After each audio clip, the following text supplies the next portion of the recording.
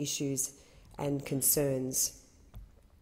For reasons that I'm not at liberty or I don't wish to discuss or raise at the moment, this is something that means very much to my own family, this change in the law. And I also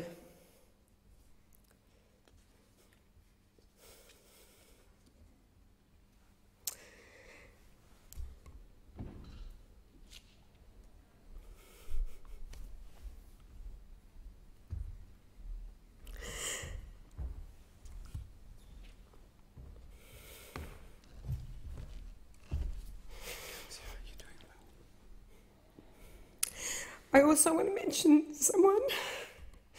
It's okay, thanks. A very dear friend of mine who died very tragically a number of months ago. His name was John Parker. I don't want to say too much about John because he was gay and it was something he had a lot of struggles. He was a very dear friend. And when I can maybe say more about it, I will, but I want to talk to his family first. But he really wanted to see this change in the law. And his loss, I haven't been able to write anything about it or speak about it because it's been so horrific. I'm sorry, I'm crying. You take as long as you want. But his loss has been terrible. He was a dear friend. From the age of 12, one of my closest friends. And in one of the last conversations I had with him, he just said to me, "Hendo, just bloody well get on with it, okay?" And I say to JP, my dear beloved friend who I miss so dearly, JP, that's what we are doing. I commend this bill to the House. I thank the member for Corangamite for her contribution. That changed. I support marriage equality as someone who has had loved ones who identify as LGBTQI. To them, marriage equality would mean so much. I honour these people, and in particular, my late son, Binny. And I support marriage equality as someone who, as a member of a community that has experienced great discrimination and injustice, to understand what it means to be rejected, to understand what intergenerational trauma feels like and what hurt and distress does to you. Just as the 1967 referendum fundamentally transformed the way we talked about and perceive, value and treat Aboriginal Australians, I truly believe that the passage of the Marriage Equality Bill will have a similar positive transformation on our nation. I have seen firsthand the confusion, anxiety and pain that many of our young people experience in dealing with their sexuality. The reality for LGBTIQ Australians should not have to be to hide your sexuality and your gender when accessing services, at social community events and at work. That is wrong.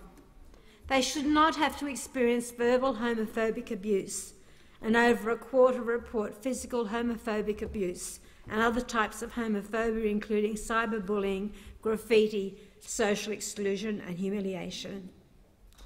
Homophobic bullying of the LGBTIQ young people occurs in schools, and that has a profound effect on their well-being and their education and how their life continues. And we heard so well about that from the member for Herbert. What marriage equality says to our young people who are anxious about their sexuality is that whatever you feel, that you shouldn't be afraid anymore. You are equal. We embrace you and we love you as a nation. I say to the children of the LGBTIQ couples, be proud, and I'm so sorry that you've had to put up with the pain of the past.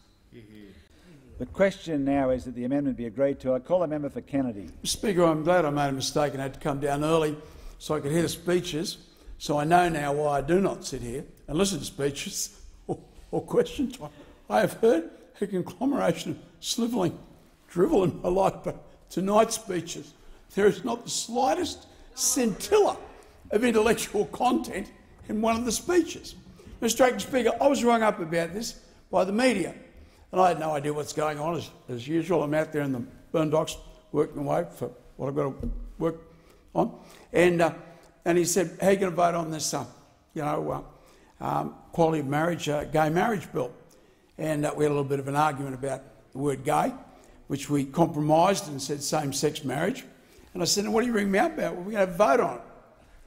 And I said, you can't be serious. I mean, I've never been angry throughout this debate. I really found it extremely humorous, I've got to say. And I said, "Listen, mate, I don't know what it's like down south, but over here in North Queensland, there's 5% of the population of Australia, 5% of the population of Australia lives up here, and I don't think it's a great deal different from the rest of Australia, and no one seems to get married up here. I mean, I can't remember the last time I found a couple getting married. So, mate, we can't get the heteros to marry. You've got absolutely no hope of getting that other mob to marry, but thanks for your call. I thought it was funny.